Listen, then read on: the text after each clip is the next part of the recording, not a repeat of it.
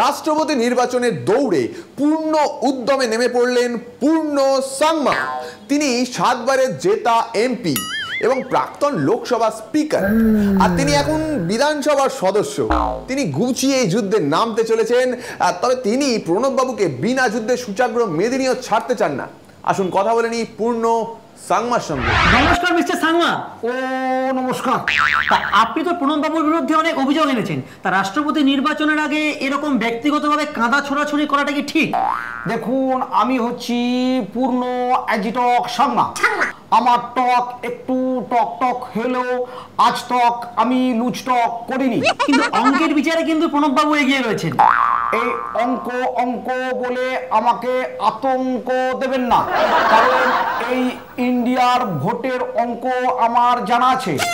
প্রথম অঙ্কে প্রণববাবু জিতলেও শেষ অঙ্কে হাসিটা হাসবে এই পূর্ণ অ্যাজিটক সাংমা।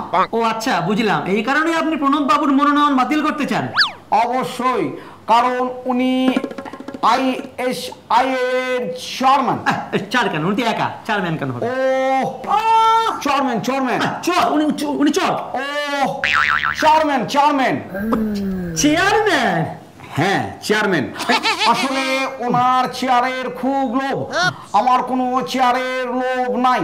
কিন্তু শোনা যাচ্ছে উনি নাকি মনোনয়ন জমা দেওয়ার 7 দিন আগেই ওই পদ থেকে ইস্তফা দিয়েছেন। ঢপ মারছেন উনি, ওরকম ঢপ মারছেন।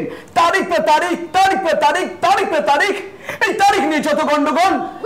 আমি ওনার ওই ইস্তফার সঠিক তারিখ বের করব। আমি সুপ্রিম কোর্ট যাব। কি সুপ্রিম কোর্ট? ও সুপ্রিম কোর্ট। কিন্তু সুপ্রিম কোর্ট, এই সুপ্রিম কোর্ট যদি ওনার মনোনয়ন বাতিল করে দেন তাহলে ওই রাইসিনার এসে সম্পূর্ণ একা এই পূর্ণ ওই রাইসিনার এসে রস আমি রসিয়ে রসিয়ে উপভোগ করব।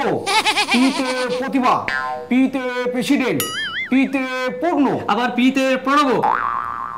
পিতে তো অনেক কিছু হয়, সবাই কি আর প্রেসিডেন্ট হয়? প্রেসিডেন্ট হবে পূর্ণ অ্যাজিটক সাংমা।